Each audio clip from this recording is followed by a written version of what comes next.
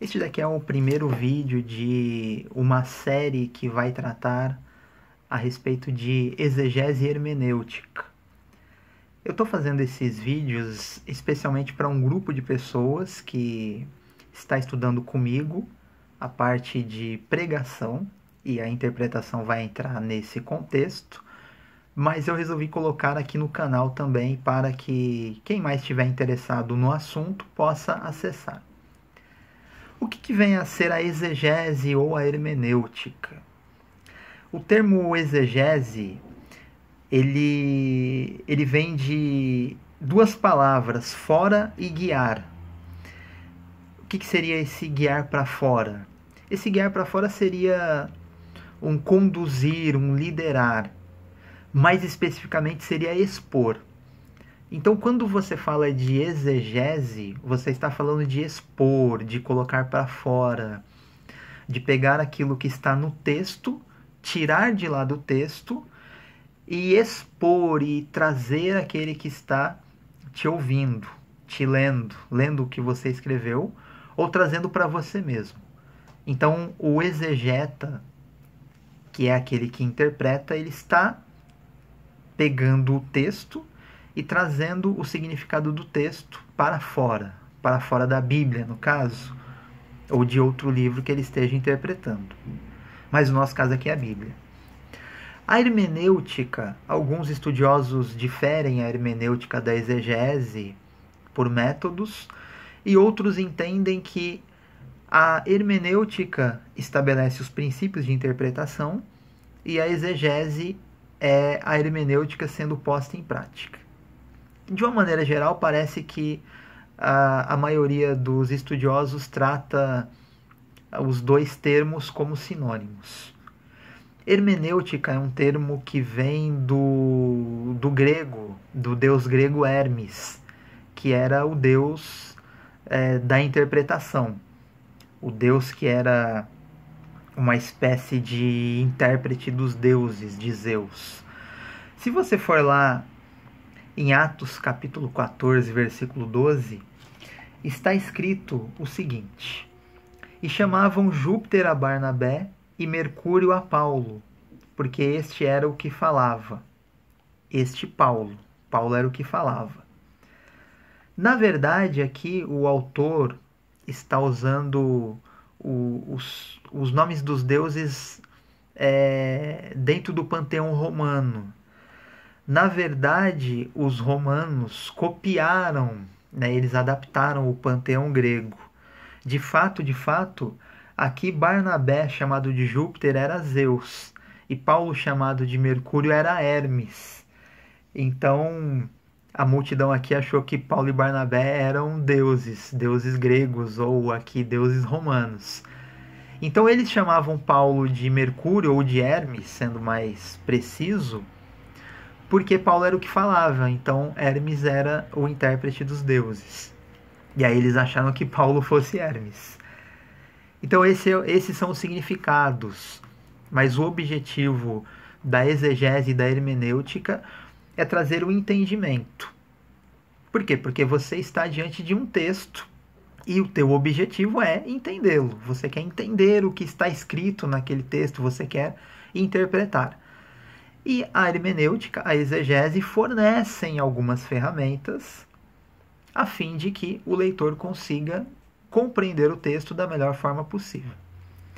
Eu vou, nessa primeira parte aqui, nessa primeira aula, falar de algumas coisas importantes que todo intérprete da escritura da Bíblia Sagrada precisa conhecer. Então, primeiro, o tão conhecido slogan, a frase, a máxima de que a Bíblia interpreta a própria Bíblia, é uma herança da Reforma Protestante. E essa tem sido a base da hermenêutica, da exegese no meio protestante. Embora, no meu entender, a exegese e a hermenêutica são compostas por muito mais do que isso. E as próprias divergências entre as muitas denominações protestantes evangélicas demonstram que essa máxima na prática não é bem assim. Se a Bíblia interpretasse a Bíblia de uma maneira incontestável, não haveria tantas e contraditórias interpretações. Alguém dirá, mas é porque eles não estão usando a Bíblia corretamente. Mas aí nós nunca vamos saber também quem está usando corretamente. Mas esse é um outro problema. Uma coisa que o leitor da Bíblia, que o estudioso, que o exegeta precisa saber, é que a Bíblia não foi escrita na nossa língua mãe. A não ser que você seja ou um hebreu ou um judeu. A Bíblia foi escrita em hebraico, em grego, e tem algumas pequenas partes em aramaico, no livro de Daniel, no livro de Esdras, mas a maior parte, o Velho Testamento foi escrito na língua hebraica e o Novo Testamento foi escrito na língua grega. Existem algumas traduções clássicas importantes na história.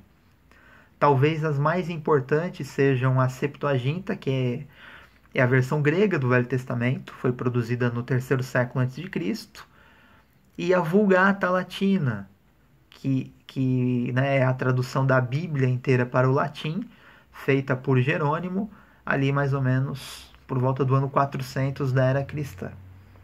Existem outras versões, a Peshitta, que é uma versão siríaca muito antiga. Existem versões diversas em inglês, né?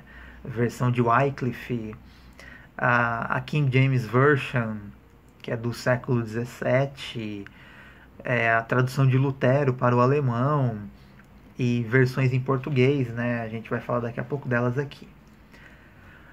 O estudioso da Bíblia precisa ter essa ciência de que ele está com uma tradução na sua mão e ele precisa, né, ainda que seja um conhecedor das línguas originais ou de uma das línguas, é importante que o estudioso da Bíblia tenha diferentes traduções. Para você ter uma ideia, na língua portuguesa existem muitas traduções boas, importantes, e eu sempre tenho recomendado a quem me ouve, que tem interesse pelo conhecimento bíblico, por estudar, por ler, ou até quem é pregador, quem dá aula, que tenha muitas traduções, que consulte diferentes traduções antes de fazer um sermão ou de preparar uma aula. Na língua portuguesa, nós temos no meio protestante, a versão mais conhecida e usada é a versão de João Ferreira de Almeida. Mas a versão de João Ferreira de Almeida sofreu várias adaptações, correções, revisões. Então existe a versão de Almeida revista e corrigida, revista e atualizada, corrigida e fiel, e algumas outras. Existe a Bíblia de Jerusalém, que é uma versão católica muito usada no meio acadêmico. Existe da Sociedade Bíblica do Brasil a Bíblia na Linguagem de Hoje, que foi produzida em 1980, traduzida, e a nova tradução na linguagem de hoje, que é mais recente, é dos anos 2000 já. Temos a nova versão internacional, a nova versão transformadora, que é mais recente. Tem um bom número de versões, a mensagem, enfim. Então é sempre bom que o estudioso tenha 3, 4, 5 traduções em sua casa. Se possível, se tiver esse conhecimento, até em outras línguas. Ter uma Bíblia em inglês, uma Bíblia em espanhol, uma Bíblia em francês, né, a fim de que o teu entendimento seja enriquecido. Existe uma informação importante que a maioria das pessoas não conhece. Existem basicamente 2 métodos de tradução da Bíblia. Um deles é chamado de equivalência formal ou verbal, e o outro de equivalência dinâmica. O que viria a ser isso? Se você é um leitor da Bíblia de João Ferreira de Almeida, você pode ter percebido, talvez você percebeu, que em alguns momentos as frases são longas e têm uma ordem que na língua portuguesa às vezes soa um pouco estranho. Por quê? Porque na equivalência formal, que, por exemplo, a Bíblia, as versões de Almeida se fundamentam nesse método, esse método é um método bastante literal. Então o tradutor vai lá no grego, vai lá no hebraico e traduz o máximo literalmente que ele puder, palavra por palavra até. Então a tradução fica bem literal. E você percebe a linguagem que o autor original utilizou. Então, por exemplo, se você vai numa versão de João Ferreira de Almeida, geralmente Hebreus 11:1 está escrito: a fé é o firme fundamento das coisas que se esperam e a prova das coisas que não se veem. Firme fundamento e prova. As traduções menos literais já alteraram aquilo para certeza, né? É claro que é o que o escritor está querendo dizer, isso fica mais claro, mas por outro lado também perde um pouco da riqueza da linguagem original. A equivalência dinâmica, ela não tem o propósito de ser literal, ela tem uma liberdade maior de tradução. Em que sentido? O tradutor pega ali a sentença, ele não está preocupado em traduzir cada palavra, ele está interessado em pegar o sentido geral da frase e traduzir. Então a diferença essencial, talvez, entre a equivalência verbal e a equivalência dinâmica, seja que na equivalência dinâmica o tradutor ele interpreta mais do que na equivalência verbal.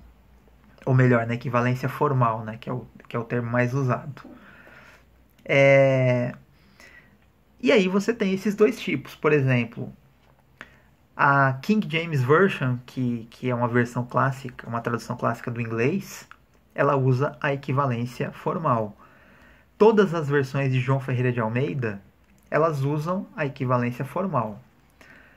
Por exemplo, já a NVI, Nova Versão Internacional, que se tornou uma tradução bastante popular no Brasil, ela já tem mais um pé, né? Ela já usa mais o método da equivalência dinâmica. Muitas vezes na NVI os versículos são menores, são mais contraídos, porque os tradutores não se preocuparam em traduzir todas as palavras que estão no texto original ou que equivale ao original, né? Na verdade não existem textos originais. E aí eles deixam muitas vezes os versículos menores, mas procurando respeitar o sentido original. E às vezes isso dá algumas polêmicas, né? Eu quero só mostrar 3 exemplos aqui para você de como é importante ao estudioso da Bíblia ter diferentes versões, porque às vezes os tradutores entenderam os versículos diferentemente uns dos outros, tá? Eu vou ler aqui 3 passagens para você, uma em 2 versões da Bíblia. Uma, a versão corrigida e revisada de João Ferreira de Almeida, que é uma versão protestante, e a outra, a Bíblia de Jerusalém, que é a versão católica. Embora a Bíblia de Jerusalém tenha sido traduzida por estudiosos católicos e protestantes. Mas eu vou ler aqui, por exemplo, Romanos 8:28. É um versículo hiper conhecido, na verdade. Aqui na versão de Almeida está assim. Vou achar aqui. Olha como está. E sabemos que todas as coisas contribuem juntamente para o bem daqueles que amam a Deus. Todas as coisas contribuem. Agora olha como está na Bíblia de Jerusalém. E nós sabemos que Deus coopera em tudo para o bem daqueles que o amam. Está diferente. Em uma, todas as coisas cooperam. Em outra, Deus coopera em tudo. Pegou a diferença? Nem tudo pode cooperar para o meu bem, mas Deus coopera, aqui na Bíblia de Jerusalém. Na versão de Almeida, tudo coopera para o meu bem. No final das contas, você vai ser beneficiado, né, por tudo. Mas em uma, Deus é o agente direto da cooperação, né? Ele não necessariamente a circunstância coopera, mas Deus coopera. E na versão aqui de João Ferreira de Almeida, o que dá a entender é que tudo que acontecer vai cooperar para o bem daqueles que amam a Deus. O entendimento é diferente. Vamos ver aqui o Salmo 40, ele é bem conhecido, né, de nós, bem conhecido por nós. Eu vou ler aqui nas 2 versões. Você vai ver que eles não estão exatamente iguais.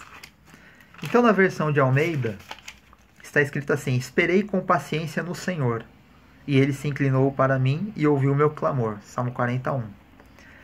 Aqui na Bíblia de Jerusalém está escrito o seguinte. Aqui é o versículo 2, né? Porque o subtítulo aqui já é o versículo 1. Esperei ansiosamente por Yahvé, e ele se inclinou para mim e ouviu meu grito. Então, pacientemente não é necessariamente ansiosamente. Os dois tradutores aqui entenderam errado, entenderam diferente, melhor dizendo. Um entendeu pacientemente, outro entendeu ansiosamente. E uma diferença mais gritante, depois, se você se interessar, você pesquisa, não é o caso aqui, é o Salmo 116, versículo 15. É um salmo, né, muitas vezes utilizado, é um versículo muitas vezes utilizado até em situações de falecimento de pessoas que servem a Deus. Aqui na versão de Almeida diz, 116, 15. Preciosa é à vista do Senhor a morte dos seus santos. Agora olha como diz a Bíblia de Jerusalém. É custosa aos olhos de Yahvé a morte dos seus fiéis. Está diferente. Por que está diferente? Aí é uma questão de cada um pesquisar, né, se for do seu interesse. Mas eu só mostrei esses 3 exemplos a fim de que você entenda que é importante ter diferentes traduções de Bíblia. Por mais que o tradutor queira ser imparcial, ele é um intérprete. Mesmo na equivalência formal, ele é um intérprete. Pode ser menos intérprete do que na equivalência dinâmica, mas ele está interpretando. E aí você tem a mão do homem. E a mão do homem acerta e erra, por mais sérios que sejam os tradutores da Bíblia. Então, essa é a primeira parte, essa é a primeira aula do nosso mini cursinho aqui de exegese hermenêutica. E a principal prática aqui para você, estudioso da Bíblia, é consulte diferentes versões e pesquise a fundo quando houver alguma divergência entre elas e procure ver o que a maioria das traduções diz. Tá bom? Vamos para a próxima. Um abraço.